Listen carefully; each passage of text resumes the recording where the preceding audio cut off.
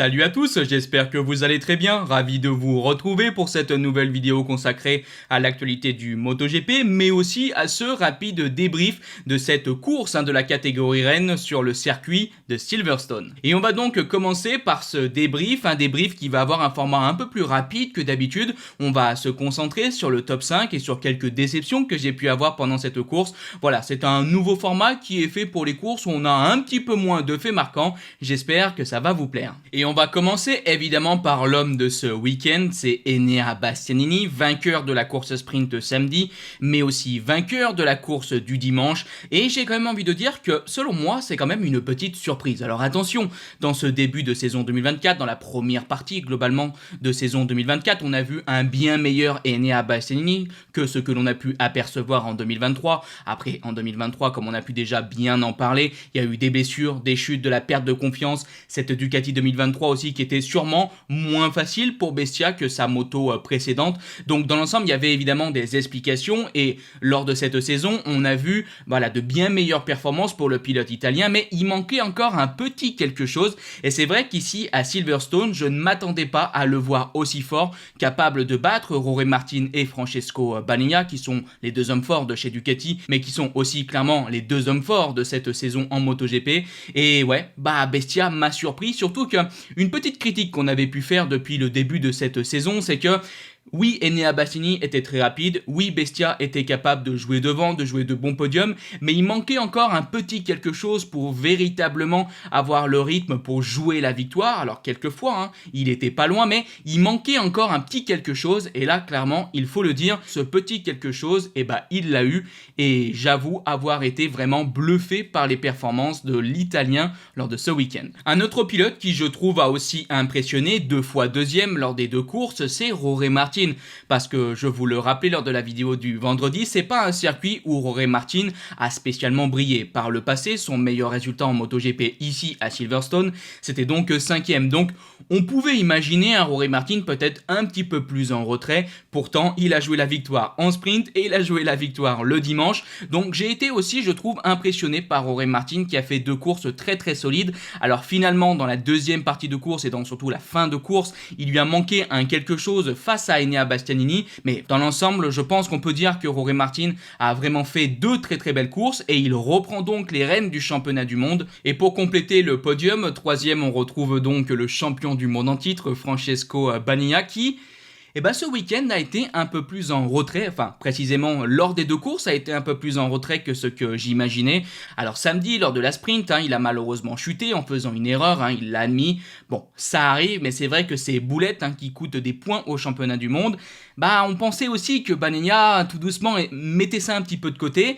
Finalement, c'est toujours là, ça pèse toujours autour de lui. Et c'est vrai qu'on a vu quelques critiques, beaucoup de personnes qui disent « Ouais, mais Bagnaia, il craque, psychologiquement, il est pas assez fort ou quoi que ce soit. » On connaît les critiques envers le pilote italien, mais bon, ce que j'ai quand même envie de dire, c'est que tous les grands champions, tous les grands pilotes, malheureusement, partent des fois à la faute, que ce soit en tête ou en essayant de pousser pour remonter. Rossi a chuté en tête, Marc Marquez a chuté en tête, et plein d'autres pilotes ont chuté en tête, donc ça arrive. Pour moi, ça ne fait pas de Pecco un moins bon pilote ou un moins grand champion, si on peut dire ça comme ça. C'est juste que c'est du MotoGP, c'est du sport de très haut niveau, et des fois, un rien fait que malheureusement, on part à la faute, mais c'est sûr que c'est encore des points de perdus, et ça fait quand même mal au championnat du monde. Mais dimanche, on pouvait s'attendre du coup à voir un Bagnaia capable de renverser la tendance, et après la journée du vendredi, je pensais vraiment que Bagnaia avait les armes pour se battre devant et surtout pour jouer la victoire, et ce fut le cas dans la première partie de cette course où il a mené justement la course, et puis finalement on a vu aussi un Bagnaia moins bien et régresser donc au classement, dépassé par Jorge Martin, puis ensuite par Enea Bastianini, et surtout pas réellement capable de suivre le rythme des 2 autres pilotes Ducati. Peut-être aussi que du point de vue des pneumatiques c'était plus compliqué, mais ouais, on a vu quand même un Pecco un peu moins bien lors de ce week-end finalement avec ces 2 courses, même si clairement être sur le podium à la 3e position est très loin d'être un mauvais résultat. Allez, maintenant on s'éloigne entre guillemets de ce podium et on va parler du 4e, c'est Marc Marquez. Il faut bien admettre que le week-end a été compliqué quand même pour l'Espagnol, et ça dès la journée du vendredi. Alors bon, lors de la course sprint il était capable de jouer le podium, mais malheureusement il est parti à la faute et ce dimanche il va chercher, je trouve, un bon résultat. Donc dans l'ensemble je trouve que Marc Marquez lors des 2 courses est arrivé à faire de belles choses. Bon, il y a cette chute c'est sûr, mais dans l'ensemble je trouve qu'il est arrivé à faire de belles choses. Mais comme l'a très bien dit je trouve Dani Pedrosa, oui 4ème ça reste un bon résultat, surtout au vu du week-end dans l'ensemble de l'espagnol, mais on a vu quand même un Marc Marquez sans ce petit quelque chose en plus et c'est ce que disait du coup Dani Pedrosa et je suis bien d'accord avec lui, je trouve que son analyse est très juste. On a vu un bon Marc Marquez aller chercher quand même un bon résultat avec cette 4ème position, mais voilà, c'était pas le grand Marc Marquez avec ce petit quelque chose en plus. Mais bon, il va quand même, comme on a pu donc déjà le dire, chercher un très bon résultat. Donc dans l'ensemble, Marc Marquez a fait le job et il est le meilleur pilote avec cette Ducati 2023 qui, on le voit, commence de plus en plus à avoir du mal face à la 2024, surtout sur certaines pistes. Marc Marquez est justement revenu là-dessus dans des déclarations en disant que, bon bah voilà, sur certains circuits, la 2024 tire beaucoup plus son épingle du jeu. Et c'est plus difficile avec une 2023, mais bon, d'après lui, c'est toujours possible d'arriver évidemment à concurrencer cette 2024 avec une 2023, mais des fois c'est tout simplement plus difficile. Et pour compléter donc ce top 5 de pilotes Ducati, c'est Fabio Di Giannantonio qui a aussi réalisé une très belle course. Vraiment, je trouve que en ce moment, Fabio Di Giannantonio est en train de démontrer toute sa valeur en MotoGP, et c'est quand même assez dingue parce que quand tu te rappelles la première partie de saison 2023 où le pilote italien était en très grande difficulté et on pensait qu'il allait perdre sa place en MotoGP, ensuite il a gagné dans la deuxième partie de saison 2023, il a montré de très belles choses et là il est, je trouve, le meilleur pilote VR46 face quand même à un Marco Bezzecchi qui était aussi très très fort. Donc vraiment dans l'ensemble assez bluffé par les résultats de Fabio Giannantonio, il a fait vraiment je trouve une belle course. Alors ça s'est à un moment pas mal bagarré quand même avec Alex Marquez et je pense que les deux hommes ont perdu pas mal de temps justement face à Marc Marquez qui était devant eux.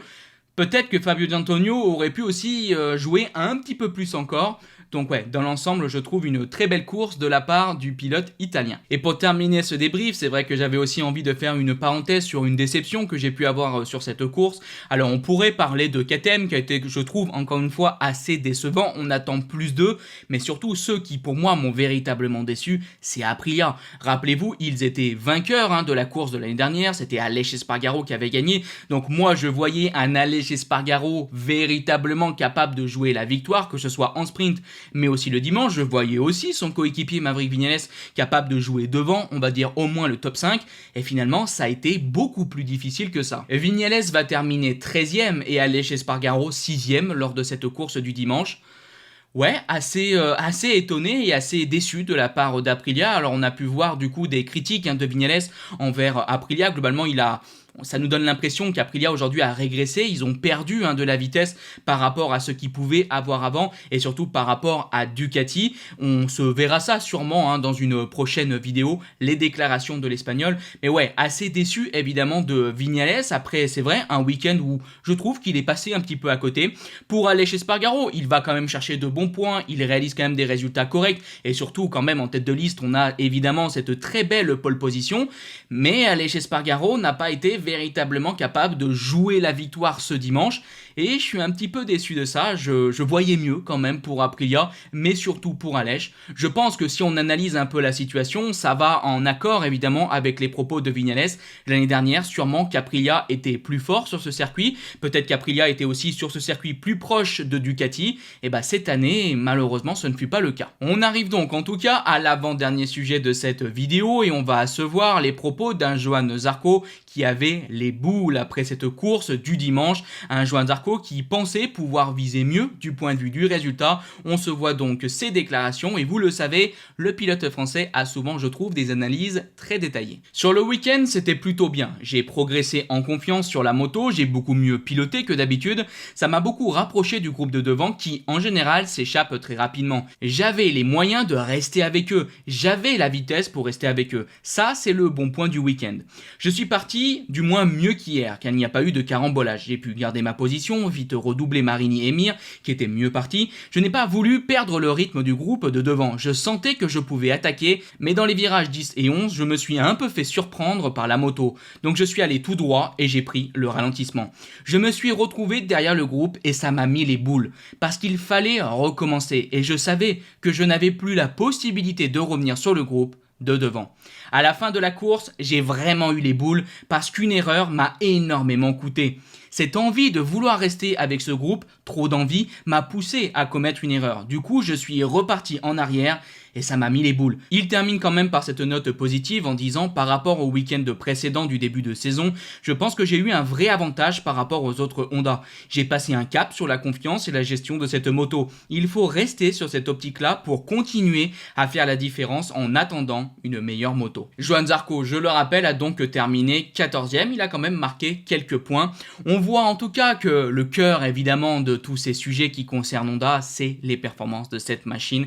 Johann Zarco, on avait aussi un petit peu parlé, c'est que il a senti qu'il y avait quelque chose à faire avec cette moto, qu'il y avait un résultat à aller chercher, mais si on veut aller chercher des résultats sur cette machine, on est obligé de surpiloter, et ça rappelle évidemment ce que faisait Marc Marquez à l'époque, obligé de surpiloter, de prendre énormément de risques pour essayer de mettre cette moto aux avant-postes, et c'est ce qu'a une nouvelle fois expliqué Johann Zarco. On est obligé de surpiloter pour trouver de la performance avec cette machine, et automatiquement, quand tu essaies de surpiloter, ça arrive de faire des erreurs, et c'est ce qui s'est passé ici pendant cette course. Donc voilà, en tout cas, ces propos, je pense que ça sert à rien de rentrer plus profondément dans l'analyse. Johann Zarco semble avoir, je pense, tout dit, en tout cas ce qui était important. On a besoin d'améliorer cette machine, on a besoin de faire des pas en avant, on attend toujours de véritables améliorations et je continue de penser que ça va prendre vraiment du temps parce que voilà, il faut faire de sacrés pas en avant chez Honda pour avoir une moto véritablement capable de concurrencer les pilotes de devant et même du point de vue du top 10, il y a encore des étapes à faire. On espère que Honda va progresser, on espère que Honda va se rapprocher justement de ce top 10. En tout cas, Johann Zarco est premier pilote Honda.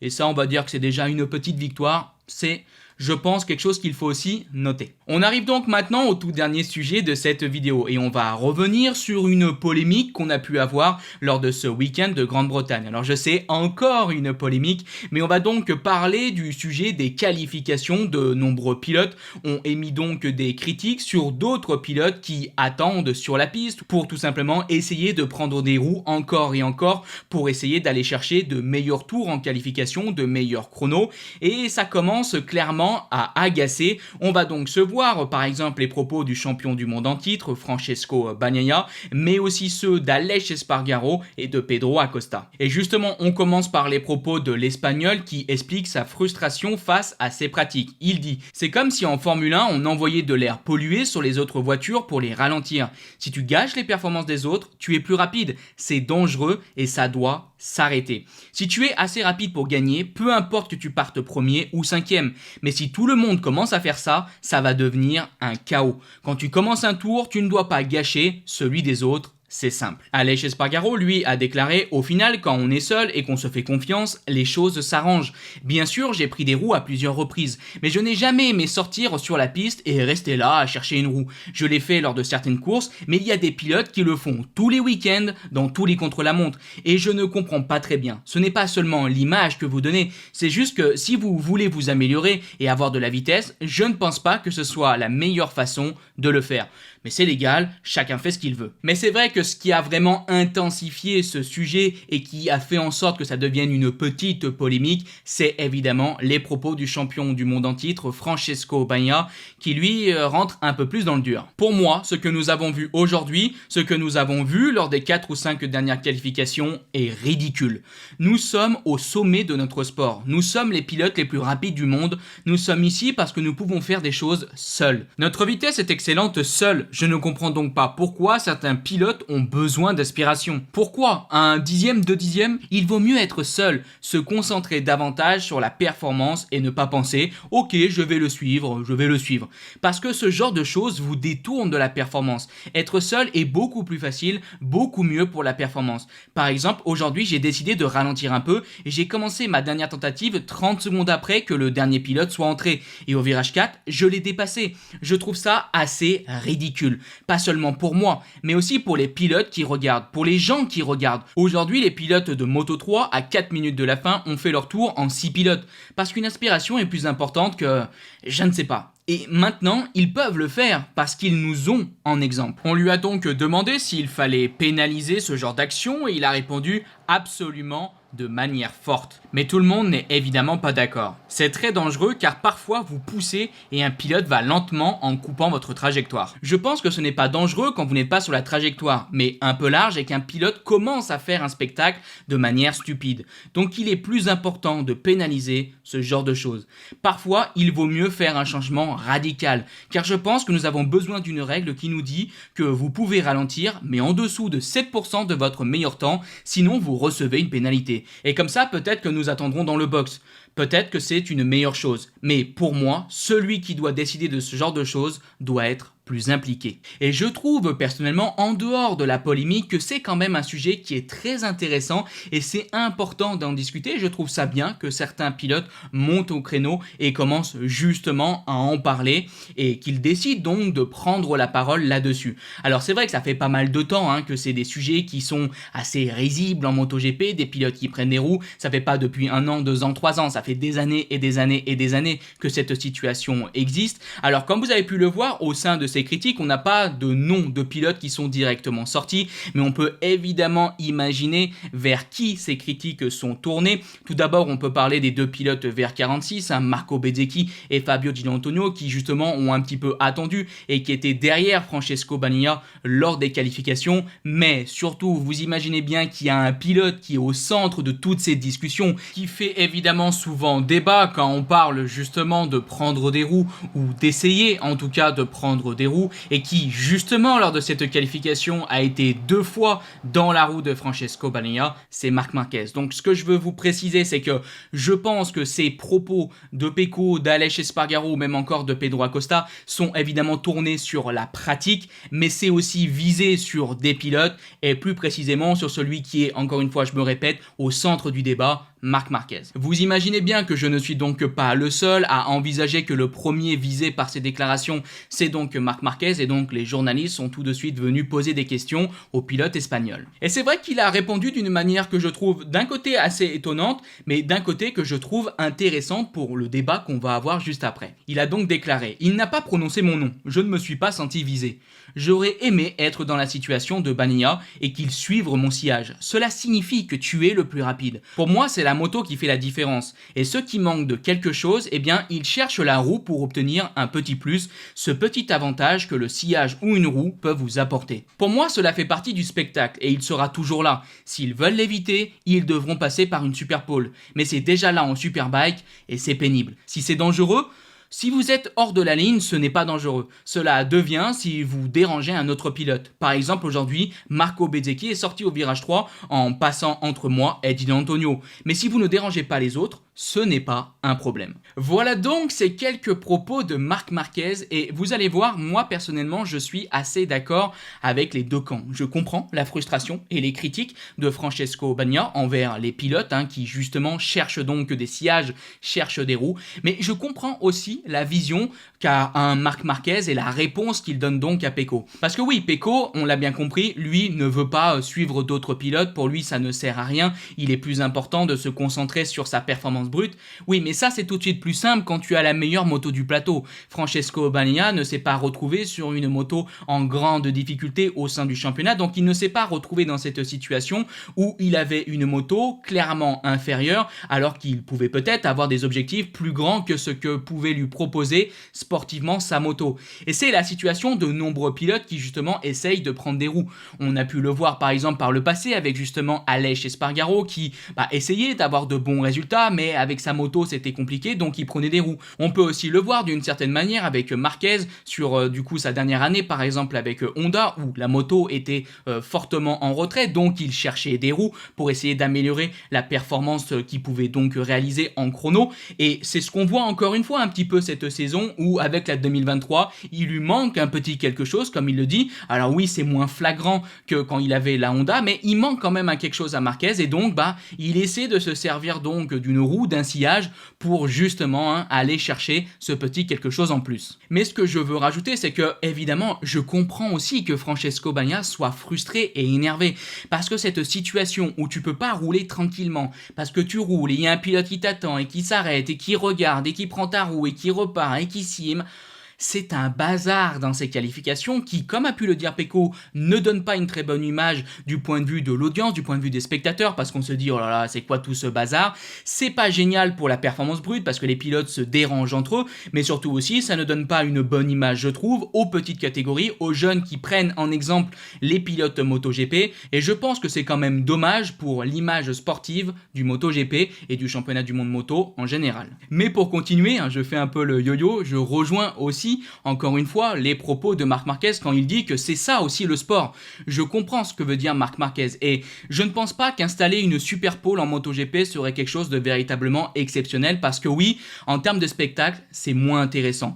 Comme on a pu le dire, les qualifications actuelles, certes, ont des points négatifs, le format amène à des points négatifs, mais ça amène aussi à de beaux points positifs. Et c'est dans l'ensemble quelque chose qui, je trouve, est une belle valeur ajoutée à un week-end, et ces qualifications, comme elles sont actuellement, sont quand même quelque chose de, je trouve, spectaculaire. Si on met une super pole, je trouve que le sport en perdrait, et le MotoGP en perdrait, même si du coup, on aurait peut-être des qualifications un peu plus égales, entre guillemets. Donc je pense que vous l'avez bien compris, je comprends la vision d'un Marc Marquez qui, pour essayer de gagner un petit peu en performance, va chercher des sillages. Je comprends aussi sa vision quand il dit que bon bah ça fait partie du sport, mais je comprends aussi la frustration et l'énervement d'un Francesco Bagnaia, mais il y a quelque chose sur lequel je suis totalement en désaccord, c'est sur le fait de vouloir mettre des pénalités. Je pense qu'en MotoGP, on a déjà bien assez de pénalités, bien assez de situations où on sanctionne les pilotes. Si on commence à faire un système où si tu vas un petit peu moins vite, tu dois mettre une pénalité, pour moi, on ne s'en sort plus.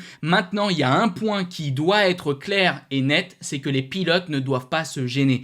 Et c'est là pour moi tout le problème de certains pilotes des fois qui attendent des roues, c'est qu'en attendant des roues, on gêne des pilotes, on se met dans leur sillage et puis on est là à droite, à gauche, on se cache, on se met ci, on se met comme ça, on ralentit, on coupe avec eux. Ça, c'est quelque chose qui, selon moi, ne devrait pas être là. Si tu attends une roue, si tu attends par exemple dans le box, si tu attends un petit peu sur la piste mais bien à l'écart, je peux entendre que cette pratique soit là pour le futur du MotoGP. Mais pour moi, le véritable souci, c'est ces pilotes qui, justement, mettent en danger les autres. Et c'est là où je pense qu'il faut peut-être essayer d'être un petit peu plus dur et de trouver un accord entre tous les pilotes, de faire en sorte que ce genre d'action se passe beaucoup moins. Alors, qu'est-ce qu'il faut faire ? Je ne sais pas, parce que là, on pourrait peut-être encore dire, il faut sanctionner. C'est déjà un petit peu le cas en MotoGP, si tu gênes un autre pilote, tu es sanctionné. Il faut trouver un bon équilibre, clairement, en GP, pour faire en sorte tout simplement que, oui, certains pilotes puissent attendre des roues, possiblement, mais que surtout, ça se fasse dans les meilleures conditions possibles pour qu'on ne vienne pas à gêner les autres, les pilotes les plus rapides, ou même d'autres pilotes qui, eux, veulent juste faire leur tour tranquille.